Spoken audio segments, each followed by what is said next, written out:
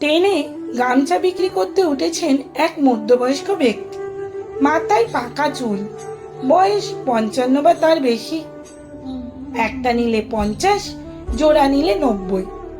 দুটো চ্যাংড়া ছেলে আমার সামনের সিটে বসেছিল। বয়স ওই 15-16 হবে। একজনের কানে হেডফোন আর একজন মোবাইল হাতে রিল দেখছিল।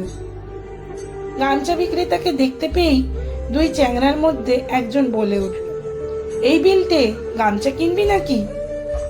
বিলটে নামক চ্যাংড়া ছেলেটি তখন কানে হেডফোন দিয়ে দন্ত বিকশিত করে মোবাইলের দিকে তাকিয়ে কি যেন একটা দেখছিল।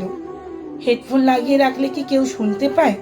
ঠেলা দিতেই বিলটে কান থেকে হেডফোনটা খুলে জিজ্ঞেস করলো, কিছু বলছিস? আরে গামছা নিবি নাকি? দুটো নিলে 90।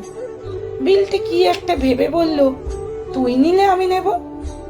বিলটের থেকে সম্মতি পেয়ে চ্যাংড়া তখন গামছা বিক্রেতাকে ডাক দিল, ও গামছা দাদু, এদিকে এসো।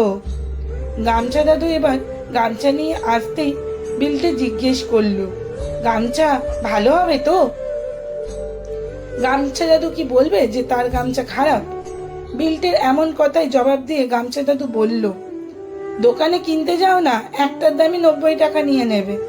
এত সস্তায় এরকম ভালো কোয়ালিটির গামছা তোমরা কোথাও পাবে না। বিলটের বন্ধু বলল, কই একবার দেখি কেমন কোয়ালিটির গামছা তোমার। গামছা দাদু একটা গামছা হাতে দিতেই ওই চ্যাংড়া ছেলেটি গামছাটা উল্টে পাল্টে দেখে নিয়ে বলল, দাদু তোমার গামছা এত পাতলা কেন? এপাশ থেকে ওপাশ সব তো দেখা যাচ্ছে। দাদু একটু বিরক্ত হয়ে বলল, গামছা যত পাতলা হবে তত ভালো, মিহি সুতোর গামছা এগুলো। কি বলো গো দাদু, এমন পাতলা গামছা পরলে তো লজ্জায় পড়তে হবে।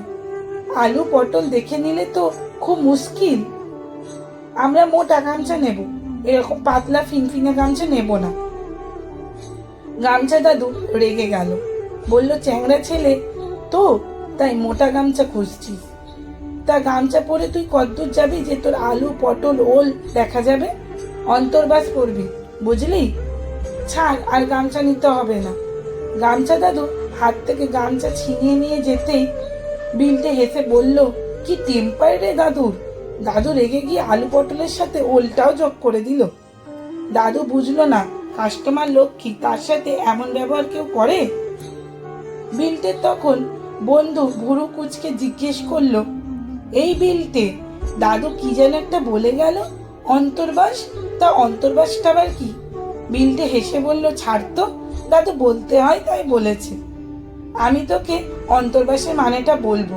অন্তর দিয়ে যে বাস চলে তাকেই অন্তর্বাস বলে। দেখ, ছ্যাবলামে করিস না, মানে তো একটা আছেই ভাই।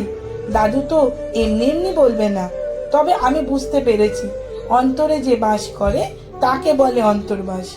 বিলটে বড় বড় চোখ বের করে বন্ধুকে বলল, তুই এক্কেরে অশিক্ষিত। যাই হোক, একটা বললেই হলো। আমার মনে হয় অন্তর্বাস মানে মোটা গামছা। দেখলি না, দাদু বলে গেল অন্তর্বাস পরবি। দাদু বুঝেই কথাটা বলে গেছে, বুঝলি? আজ এতটাই ট্রেন লেট করে এসেছে, মাথাটা ভীষণ ধরে দিয়েছিল। দুই চ্যাংড়া বিশেষজ্ঞের কাছ থেকে অন্তর্বাসের মানেটা জানার পর মাথাটা ছাড়লো। মনে মনে ভাবলাম, বলিহারি প্রতিভা তোদের। কলমে সরজিৎ ঘোষ আর পাঠে অঞ্জলি ঘোষ। লেখাটি কেমন লাগলো অবশ্যই কমেন্ট করে জানাতে কিন্তু একদমই ভুলবেন না। আর যদি ভালো লেগে থাকে তাহলে একটা ছোট্ট লাইক ও শেয়ার করার অনুরোধ রইল আপনাদের কাছে। আর হ্যাঁ, ভিডিওটি কে কোথা থেকে দেখছেন সেটাও কিন্তু কমেন্টে জানাতে একদমই ভুলবেন না। আর যদি ভালো লেগে থাকে তাহলে একটা সাবস্ক্রাইব এবং ফলো করবেন।